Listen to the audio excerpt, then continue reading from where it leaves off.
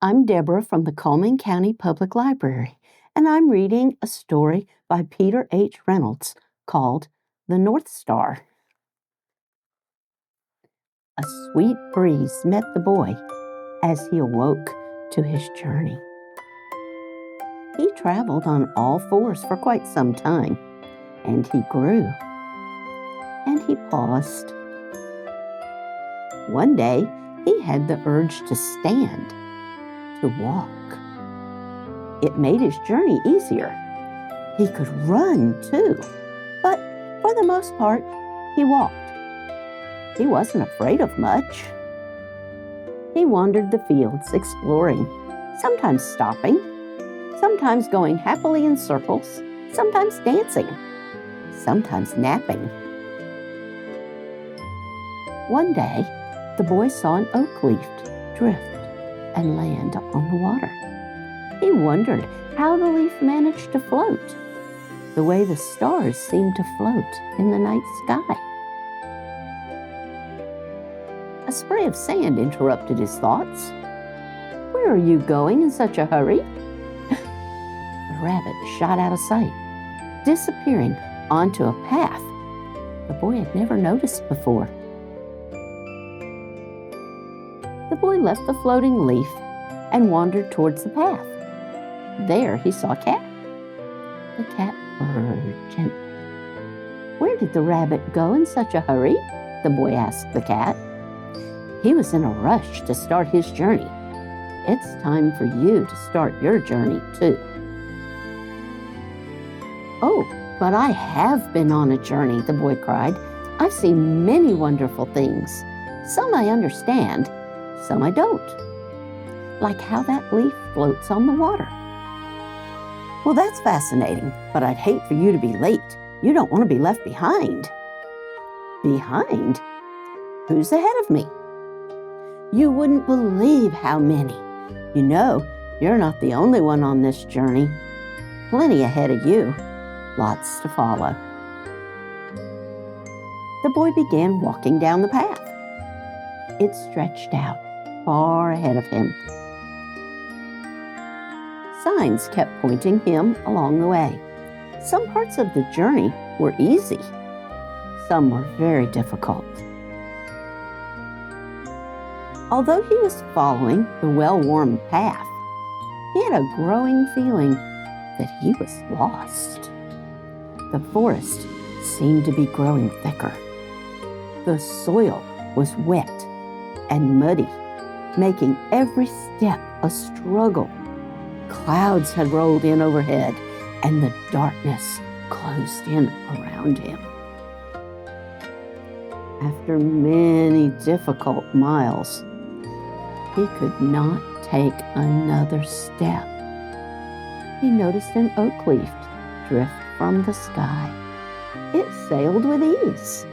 It swirled on a breeze and was carried deep into the forest. The leaf disappeared behind a grove of trees. He stepped off the path to follow it.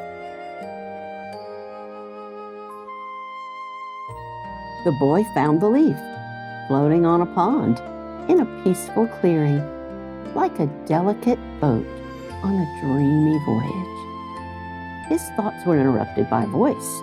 "Oh, there you are. I was worried," said the cat. "Don't wander off like that. Now hurry, you're falling behind." So the boy ran and ran and ran, and as he ran, he noticed the forest getting darker and thicker. The muddy ground became covered with water. He could no longer see the path. He sloshed through the swamp until he came to a clearing in the forest. There he saw a bird. "You look lost," the bird said. "I don't think so. I'm not sure if I'm lost," the boy replied. "I really hadn't thought about it." "Hadn't thought about it?" said the bird. "You must have some idea where you're going, yes?" "Well, I've been following the path. It seems as if many people have taken it before me. and there have been many signs along the way, and a very helpful cat guided me back to the path when I started to wander." The crickets fell silent as the bird asked, "But where do you want to be going?" "I'm not sure," said the boy as he looked around at the dark, tangled swamp. "But I do know that this isn't where I want to be. I guess I am lost." The bird said, "Ask yourself where it is you want to go. Then follow the signs you already know." "What signs? Where are they?" But the bird flew off into the cloudy night sky. The boy looked up into the sky, something he hadn't done in a very, very long time. He tried desperately to see where the bird had gone, and as he did, the clouds seemed to melt. There above him was a star, a very bright star. The boy stared at the star and felt a pang in his heart, a tingling in his spine, a whisper in his ear. "Hear the star." The voice sounded so familiar. The boy began to walk toward the star. As he did, he noticed many other stars stretched out above him like a great big map. They had been there all along, waiting for him. He stopped and rested a moment, savoring his guiding stars. "What are you staring at?" croaked a voice behind him. "What is up there? What's so interesting?" The boy waded closer and answered, "Stars. I'm looking at the stars." "What stars?" asked the frog.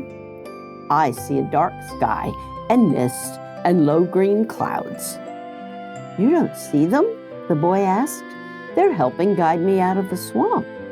Would you like to come with me?" "No, thank you," the frog smiled.